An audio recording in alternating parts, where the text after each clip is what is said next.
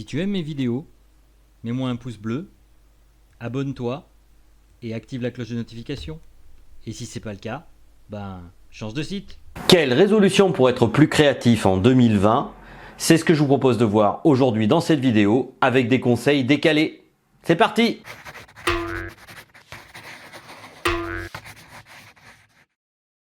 Bonjour et bienvenue sur cette chaîne. Alors, première résolution, dessiner régulièrement. Pourquoi dessiner régulièrement? Parce que tout simplement, ça permet d'entretenir votre trait et vous pourrez progresser rapidement en dessin. Il n'y a pas de mystère, plus on veut progresser dans une matière, plus il faut s'entraîner. Donc moi j'essaye désormais de dessiner régulièrement, ça fait déjà quelques temps que j'ai commencé, déjà l'an dernier. Il m'arrive certains jours, pour être honnête, de sauter ces séances, mais en tout cas j'essaye d'en faire plusieurs par semaine, au moins 2 à 3 séances de dessin par semaine minimum. D'ailleurs, à ce petit sujet, j'ai fait un petit dessin caricatural récemment sur notre ami Carlos Ghosn, qui, je vous le rappelle, s'est échappé de prison suite à des accusations de malversation et de choses pas très catholiques au niveau financier. Il a quitté donc le Japon sans autorisation de la justice japonaise et notre ministre Elisabeth Borne a déclaré que s'il voulait revenir en France, il était bienvenu, qu'il ne serait pas expulsé. La justice à deux vitesses, ça existe, comme quoi on est bien en France, franchement. Quel pays merveilleux et quel pays démocratique. Je laisse réfléchir les gens qui me regardent sur ce sujet. Vous avez 2 heures pour me sortir une rédaction sur la France, pays des droits de l'homme.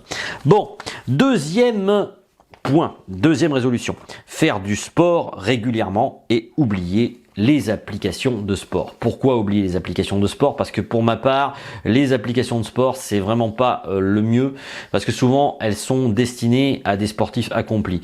Pour ma part, moi j'ai décidé d'acheter un appareil de sport, donc en l'occurrence j'ai pris un rameur.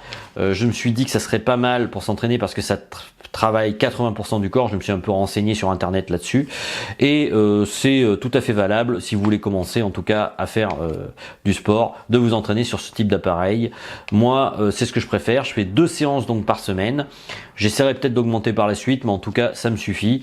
Les applis, je suis vraiment pas pour, donc à éviter pour ma part. Choisissez plutôt de le faire suivant votre ressenti, parce que une appli est quelque chose de contraignant. Troisième point, manger sainement et se réveiller le plus tôt possible le matin. Alors pourquoi?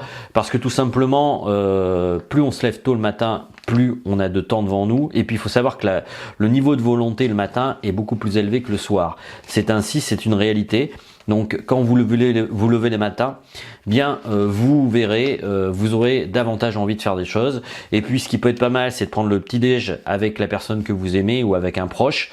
Moi en l'occurrence, je le prends avec mon ami tous les matins, et ça permet aussi de discuter avec la personne avant qu'elle parte au travail.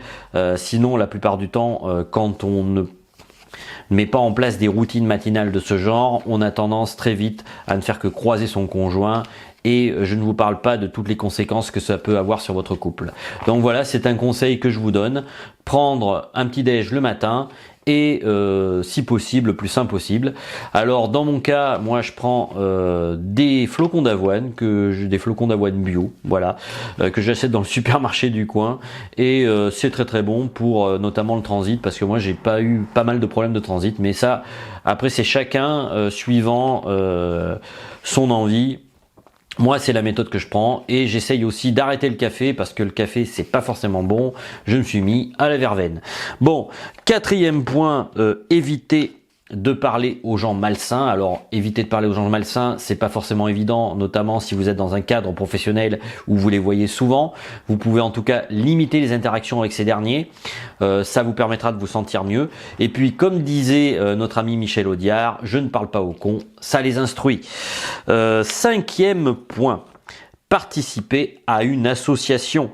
Retrouver des gens qui ont la même passion que vous. Alors pourquoi retrouver des gens qui ont la même passion que vous? Parce que tout simplement, eh bien, ça vous permet de vous donner un autre but que le travail dans la vie. Il n'y a pas que le travail dans la vie.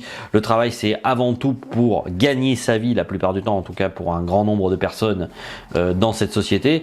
Je vous souhaite un jour d'atteindre l'indépendance financière, mais pour l'instant, en tout cas, si vous ne l'avez pas, eh bien, rien ne vous empêche dès que vous avez des temps libres, de vous adonner à une passion, et puis ça vous permet d'avoir encore cette petite flamme en vous qui vous permet d'aller de l'avant. Si on abandonne ses rêves, franchement, je vois plus l'intérêt de vivre.